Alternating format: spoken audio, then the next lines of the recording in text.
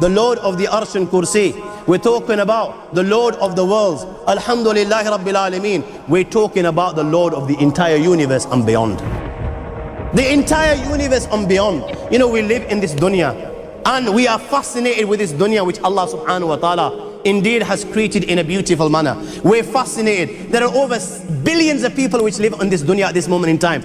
Over 6 billion people that live on the dunya at this moment in time. This dunya of Allah subhanahu wa ta'ala is so big that there is space in this dunya for billions and billions and billions or more people. But what is this dunya in comparison to what Allah subhanahu wa ta'ala has created out there? This dunya is insignificant. This dunya is meaningless to Allah. It means nothing. It is worthless. So worthless, compare it with the sun. The sun is one star. You know more science than me. You'll be able to tell me better. Take this planet Earth and you place it inside the sun and you will be able to place 1.3 million Earths in the sun.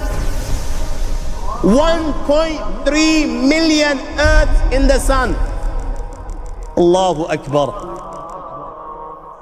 Allah is the greatest. The sun is one star. One star. There are stars out there which are millions of times bigger than the sun. You tell me this, that you need millions and millions of stars to make one galaxy. And then you tell me this, that there are zillions of galaxies out there. Let me tell you on top of this, my friend, after this, whatever you see above, when you raise your head and you look above, whatever you see above, the zillions and zillions and zillions of galaxies, let me tell you, this is everything there is within the first heaven. Everything there is within the first heaven, and Allah is the creator of 7 heavens. 7 heavens. And the distance between the first heaven and the second heaven is 500 years. You know, the distance that can be covered in 500 years, at what speed? Only Allah knows. Only Allah knows. But it will take 500 years to get from the first heaven to the second heaven. 500 years from the second to the third, third to the fourth, fourth to the fifth, fifth to the sixth, sixth to the seventh. Every time it will take 500 years. After the 7 heavens,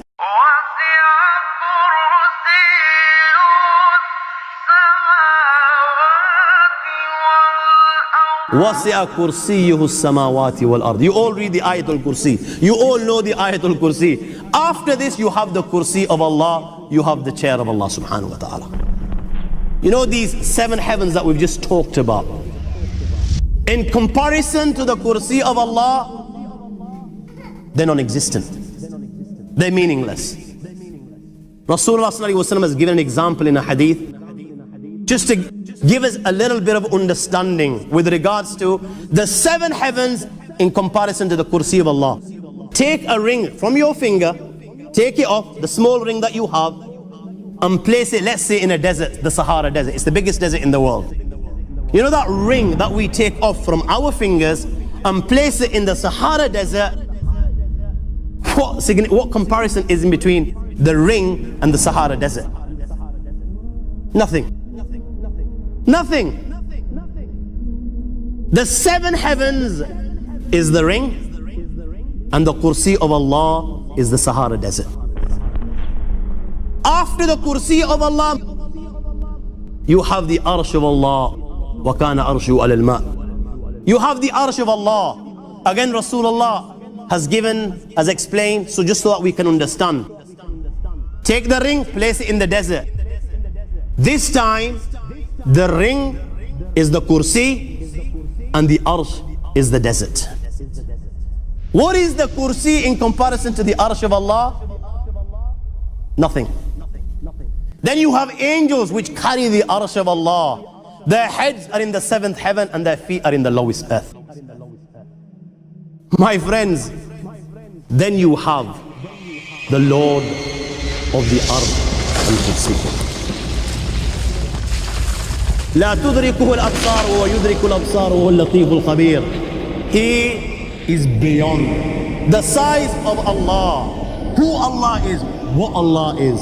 The greatness of Allah is beyond the comprehension of my little mind.